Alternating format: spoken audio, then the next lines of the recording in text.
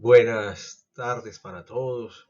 Nuevamente nos encontramos con el mundo de la filosofía. En esta ocasión vamos a ver la reflexión histórica del ser humano. Lo vamos a hacer por partes, porque vamos a hacer un recorrido histórico del pensamiento humano y lógicamente lo vamos a hacer en varias entregas. Esta es la primera. Mm, Recordemos que iniciamos con Grecia precisamente y los invito a que nos adentremos a este mundo de los sofistas. Los sofistas fueron los primeros filósofos en reflexionar sobre la naturaleza humana. Eh, el término sofista significa sabio, ¿no? Ellos se consideran los sabios. Se trata de un grupo de filósofos que cuentan con un gran reconocimiento público, ¿no? Y se dedicaban a la enseñanza, ¿no? Se le llaman también los profesores. De hecho, son los primeros profesionales de la enseñanza. Estos filósofos centraron su actividad en Atenas entre el siglo V y IV a.C.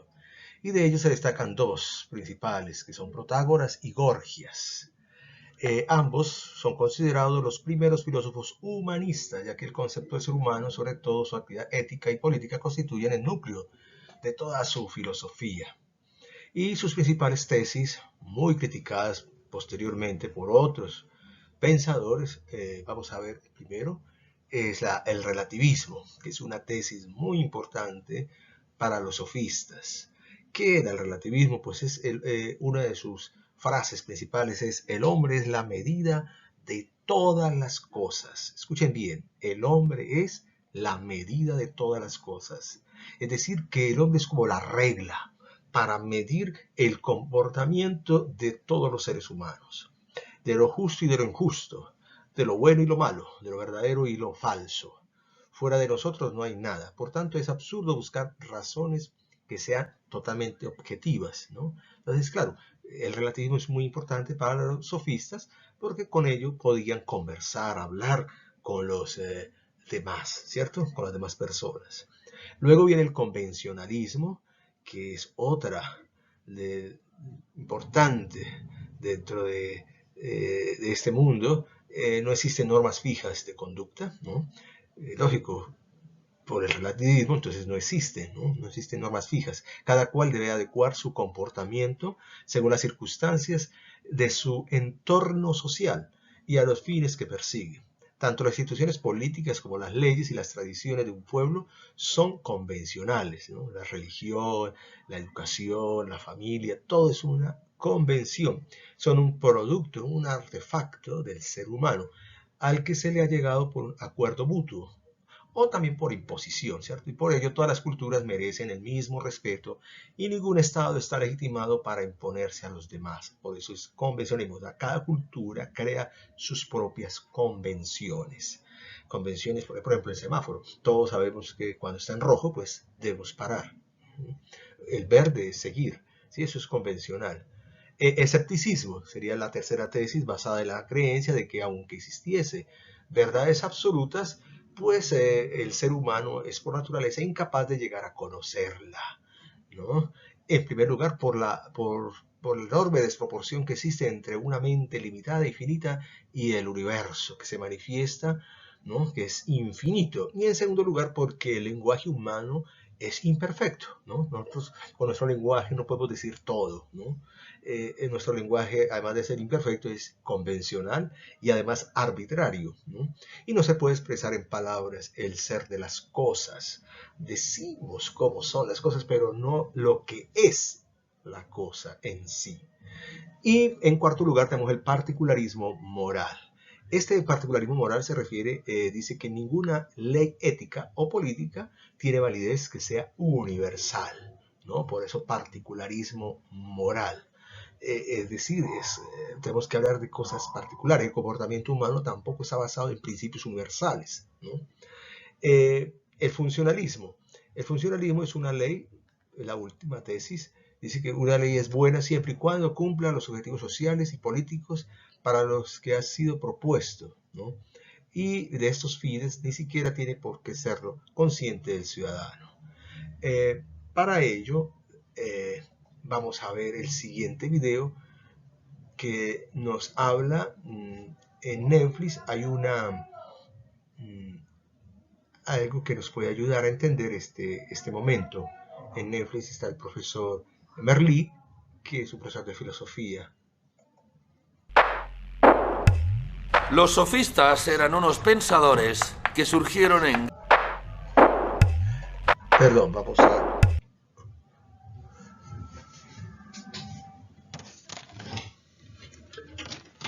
Ahora sí vamos a ver. Los sofistas eran unos pensadores que surgieron en Grecia en el siglo V antes de Cristo. Eran profesionales de la palabra, los reyes de la oratoria.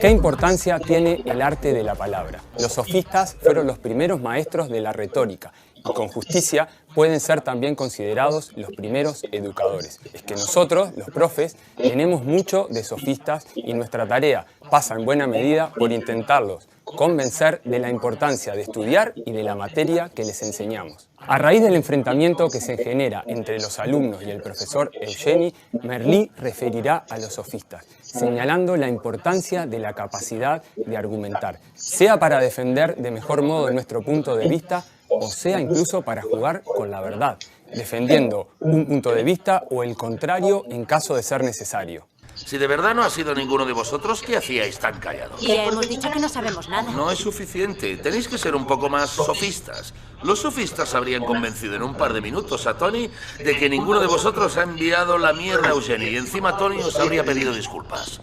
El propio Merlí nos va a mostrar cómo se cuela fácilmente el doble discurso o la verdad a medias a la hora de defender nuestra verdad, construida muchas veces a medida y para la ocasión. ¿Y ahora querrás convencerme de que siga? Pues no. Ya va siendo hora de que lo dejes. Los sofistas nos dejan una lección fundamental. Finalmente, el que prevalece por sobre los demás es aquel que está mejor preparado argumentativamente. Y el arte de la palabra puede ser usado de diversos modos. Que no los agarren desprevenidos, peripatéticos.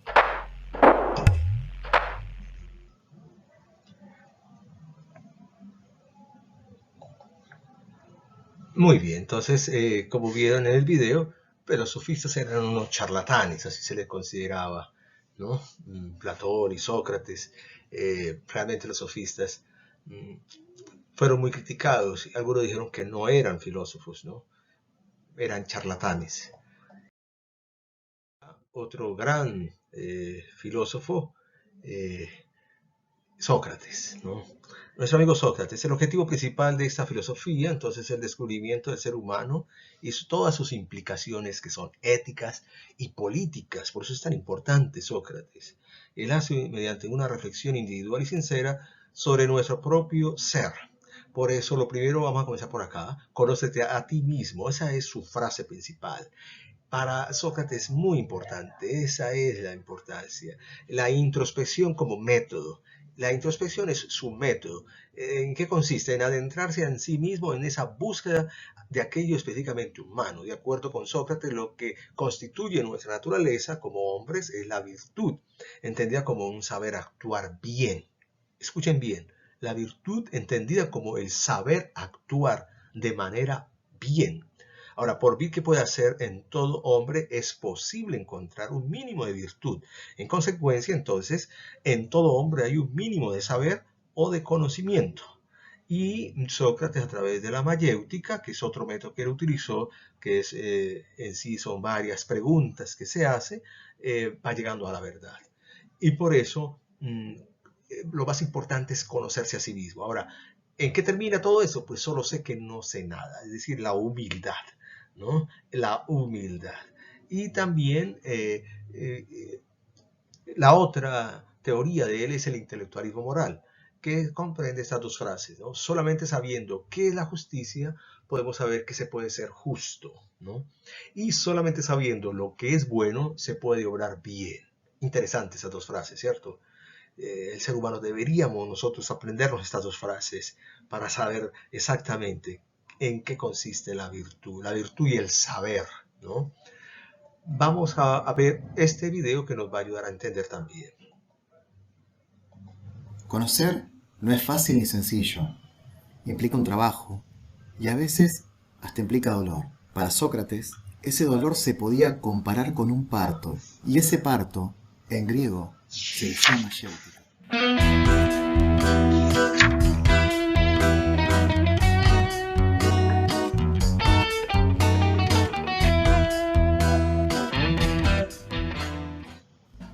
Hablaremos hoy de la mayéutica, el método con el cual Sócrates se hace conocido.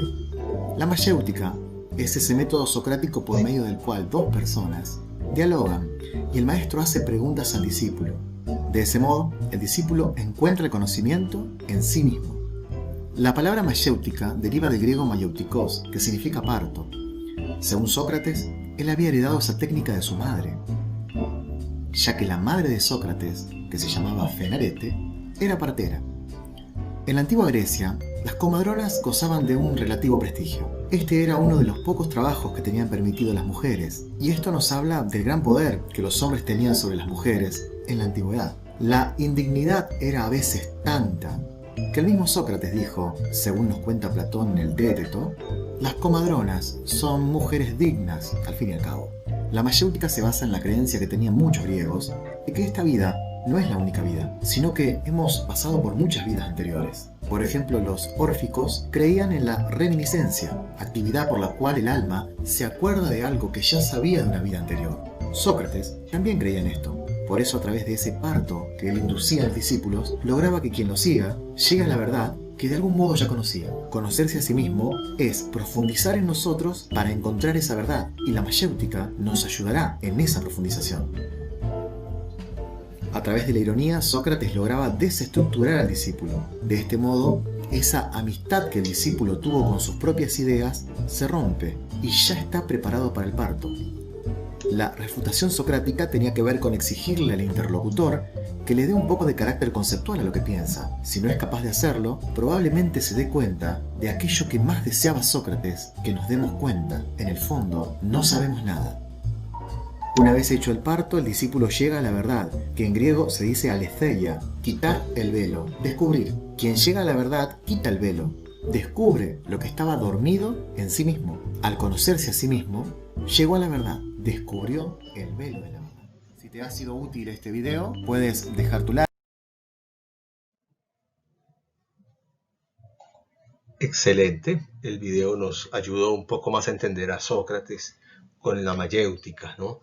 Entender que nosotros tenemos algo, ¿no? El conocimiento hay que construirlo, y el papel del filósofo, del profesor, es hacer que surjan esas ideas, ¿no? Como un parto. Bien, aquí hay una actividad que muchos de ustedes ya la están haciendo, en fin, pero se la propongo para todos ustedes. Es precisamente es una actividad muy simple, es simplemente leer estos 5 casos y decirme si este es un vicio o una virtud, ¿no? El primero es un padre de familia que trabaja 10 horas diarias y se priva de cualquier gasto o placer, aunque sea mínimo, pues él considera que ser buen padre y esposo solo se logra sacrificando todo por la familia. Ese es el primer caso. El segundo caso es un médico que dejó morir a un paciente, pues sabía ciencia cierta que éste no tenía salvación alguna y que mantenerlo más tiempo vivo con una máquina implicaba gastos innecesarios para la familia y para el Estado. Tenía además como razón a su favor el hecho de necesitar los recursos clínicos en otro paciente con probabilidades de curación. El tercer caso es cierto joven fuerte e impetuoso, sin pensarlo. Un instante, en busca de una razón, se lanzó al río para salvar a su novia.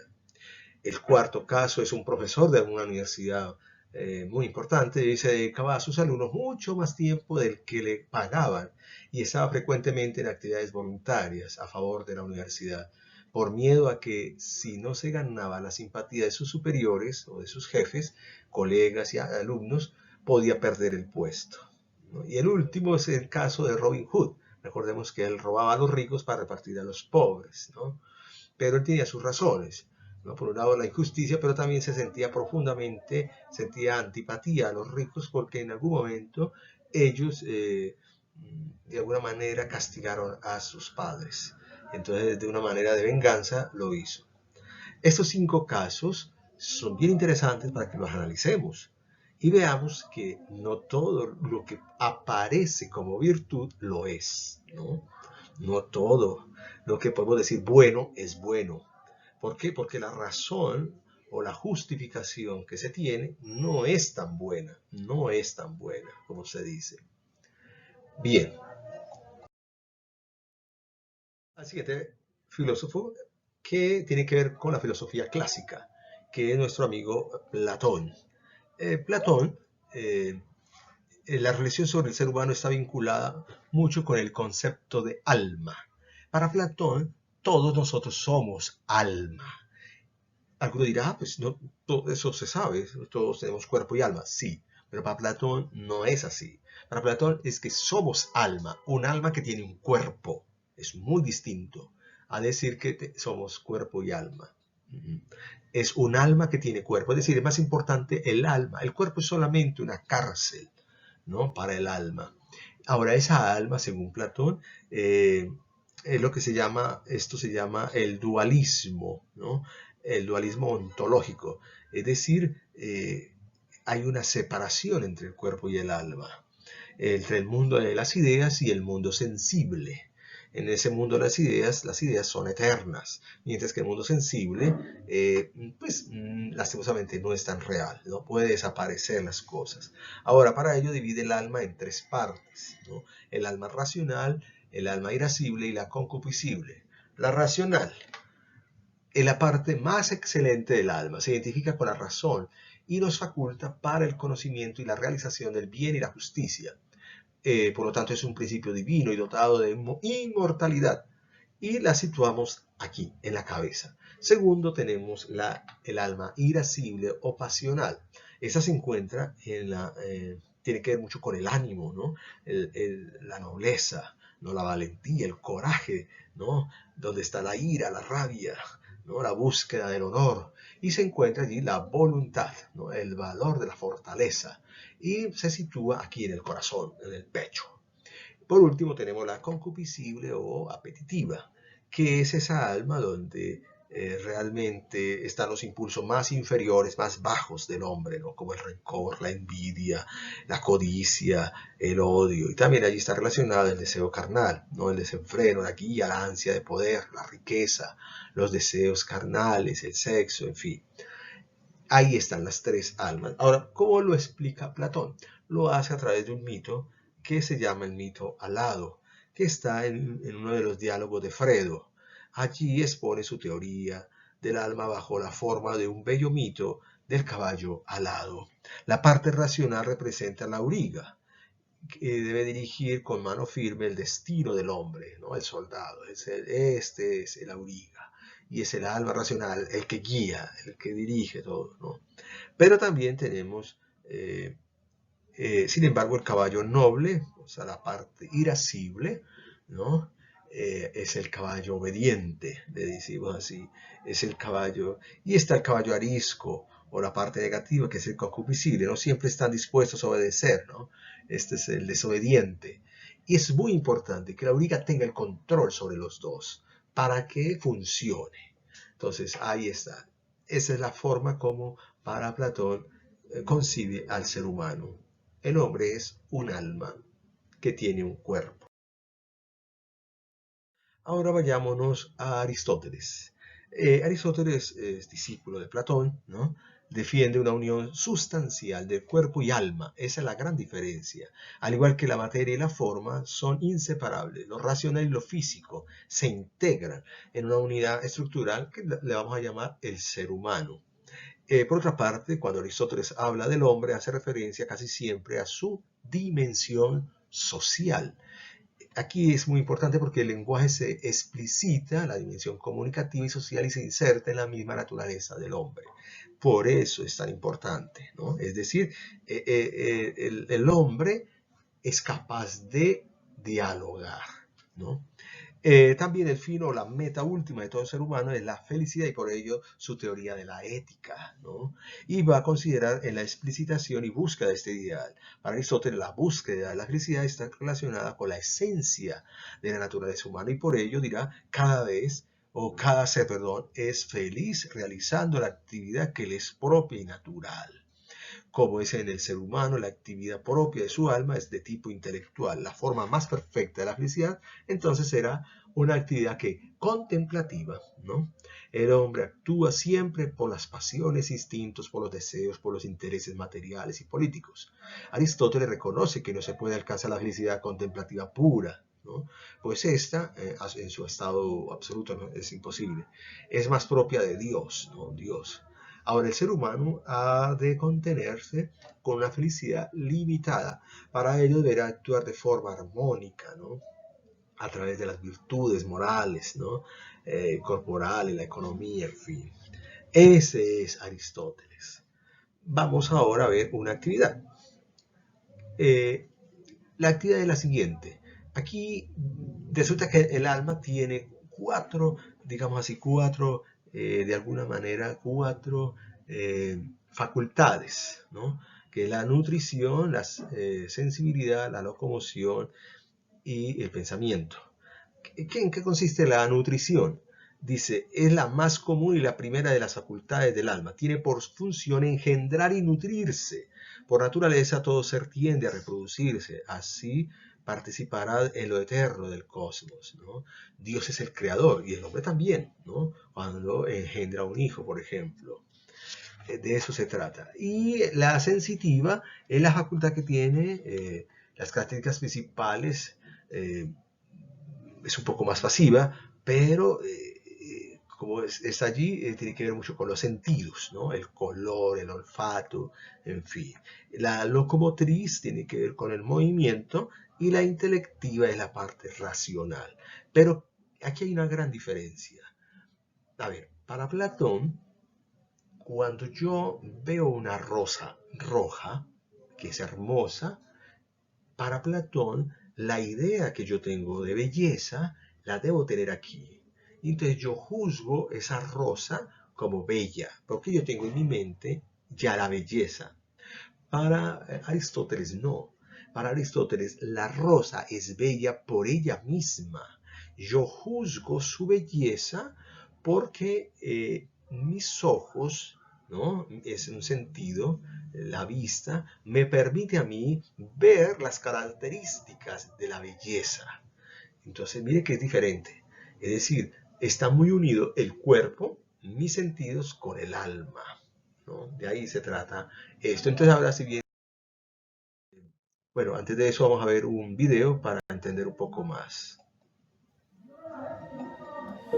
Es curioso cómo el dichoso ser humano se pasa toda una vida buscando respuestas. Respuestas a todos esos vacíos existenciales que se van planteando a medida que crecemos y nos vamos dando cuenta de que el mundo no es como nos hicieron creer en la escuela. Queremos entenderlo todo, y siempre cuanto antes mejor. Vivimos en la era de lo instantáneo, en la que no tenemos tiempo para nada, ni siquiera para las cosas más importantes. Y puede sonar obvio, pero antes de buscar respuestas, ¿no crees que deberías plantearte las preguntas? Hay momentos en la vida en los que tienes que pararte delante del espejo y preguntarle a tu reflejo: ¿quién soy? ¿Por qué me levanto cada mañana? ¿Qué es lo que realmente me motiva a despegarme de la cama, separarme de mis seres queridos e invertir casi todo mi tiempo? En definitiva, la única moneda de cambio que de verdad existe. ¿Realmente me comportaría de la manera en la que lo hago? ¿Me vestiría como me visto? ¿Sería como soy hoy por hoy si viviera en una isla desierta en la que no tuviera que impresionar, gustar, complacer o rendirle cuentas a nadie? ¿En la que nadie pudiera juzgarme? ¿Pensaría como pienso? ¿O quizá lo vería totalmente del revés por vivir nuevas experiencias? ¿Y si quizá no me estoy dando la oportunidad de descubrir todas esas cosas porque estoy demasiado enfocado en buscar algo en concreto? ¿Y si he dejado pasar ese tren? Si queremos saber hacia dónde vamos, primero tendremos que entender de dónde venimos. Y eso, querido amigo,